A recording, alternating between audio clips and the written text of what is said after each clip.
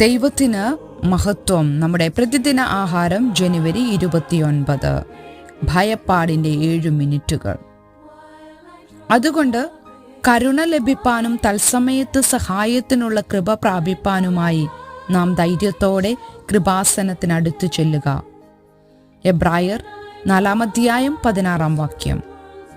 ചൊവ്വ പര്യവേഷണ വാഹനമായ പെർസിവറൻസ് 2021 ഫെബ്രുവരി 18 ആ ചുവന്ന ഗ്രഹത്തിൽ ഇറങ്ങിയപ്പോൾ അതിൻ്റെ വരവ് നിരീക്ഷിച്ചു കൊണ്ടിരുന്നവർ ഭയപ്പാടിൻ്റെ 7 മിനിറ്റുകൾ അനുഭവിച്ചു.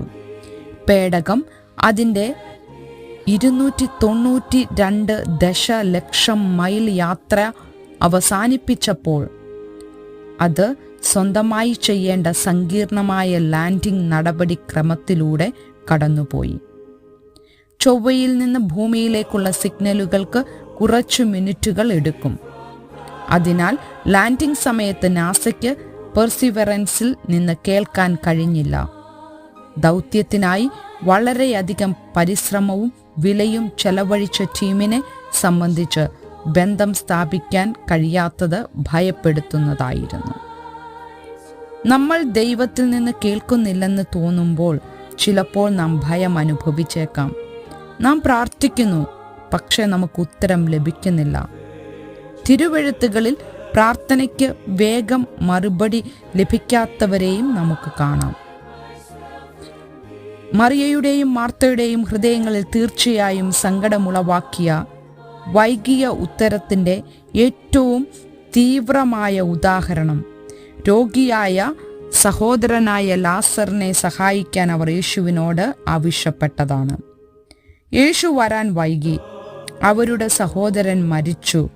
എന്നാൽ 4 ദിവസത്തിനു ശേഷം ലാസറിനെ ഉയർപ്പിച്ച് ക്രിസ്തു ഉത്തരം നൽകി. നമ്മുടെ പ്രാർത്ഥനകൾക്കുള്ള ഉത്തരത്തിനായി കാത്തിരിക്കുന്നത് ബുദ്ധിമുട്ടായിരിക്കും. എന്നാൽ നാം കർത്താവിൻ്റെ കൃപയുടെ സിംഹാസനത്തെ ആത്മവിശ്വാസത്തോടെ സമീപിക്കുമ്പോൾ ദൈവത്തിന് ആശ്വസിപ്പിക്കാനും സഹായിക്കാനും കഴിയും.